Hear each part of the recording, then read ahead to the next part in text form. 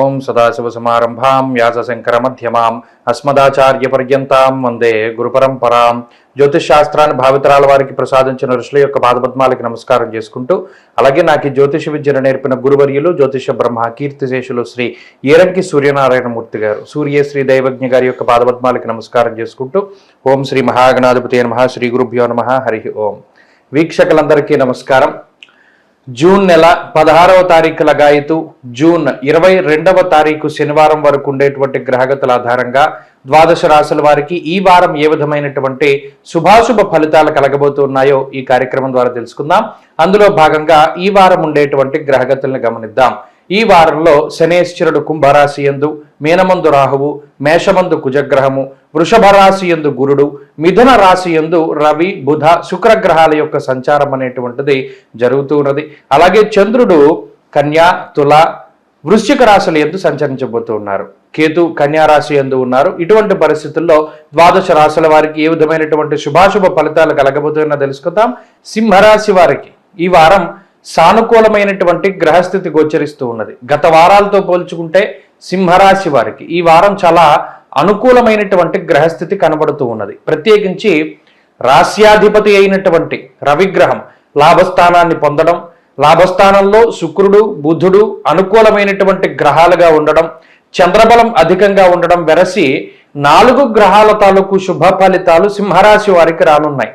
చాలా వారాల తర్వాత ఇన్ని గ్రహాలు అనుకూలిస్తూ ఉండడంతో మనోల్లాసము కలుగుతుంది. అనగా మానసికమైనటువంటి ఉల్లాసము, ఉత్సాహము, కొంత నిరాశ, నిస్పృహ, నిస్సత్తువుల నుండి బయటకు వచ్చేటువంటి పరిస్థితుల్లో సింహరాశి వారు ఉంటారు. ప్రత్యేకించి ఈ గ్రహస్థితి ఆర్థికపరమైనటువంటి విషయాలపైన, ఆరోగ్య పరిస్థితులపైన, కుటుంబపరమైనటువంటి విషయాలపైన, అలాగే కోర్టు కేసుల మీద ఎక్కువగా ప్రభావాన్ని చూపెడుతూ ఉంటుంది.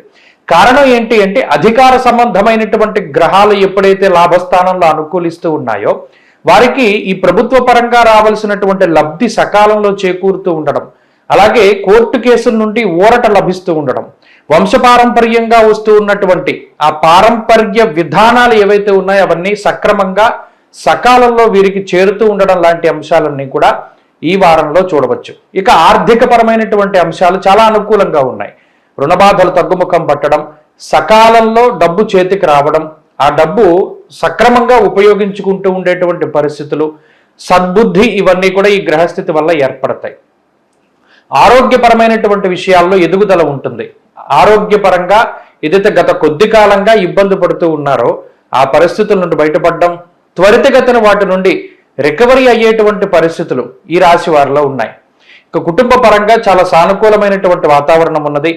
కుటుంబ సభ్యులతోటి కలిసి జీవించుట, వారికి దూరంగా ఉండేటువంటి పరిస్థితుల నుండి బయటపడుట అనేటువంటి అంశాలు ఈ రాశి వారిలో ఉన్నాయి. ఇక ఉద్యోగ వ్యాపారాలు చాలా చక్కగా ముందుకు సాగుతూ ఉంటాయి. ఏదైనా ఒడిదుడుకులు ఉన్నా వాటి నుండి బయటపడడానికి గ్రహ సంపత్తి అవకాశాన్ని కల్పిస్తూ ఉంటుంది. విద్యార్థులకి ఈ గ్రహస్థితి చాలా సానుకూలమైనటువంటి ఫలితాలను ఇస్తూ ఉన్నది. అంతేకాక స్త్రీలకు ప్రత్యేకించి చాలా కాలంగా అవ్వనటువంటి పనులు ముందుకు సాగుతూ ఉండడం, వివాహాది శుభ కార్యక్రమాలు, సంతానానికి సంబంధించినటువంటి విషయాలు, ఇవన్నీ కూడా చాలా అదృష్టంగా దైవ బలంతో ముందుకు సాగుతూ ఉంటాయి.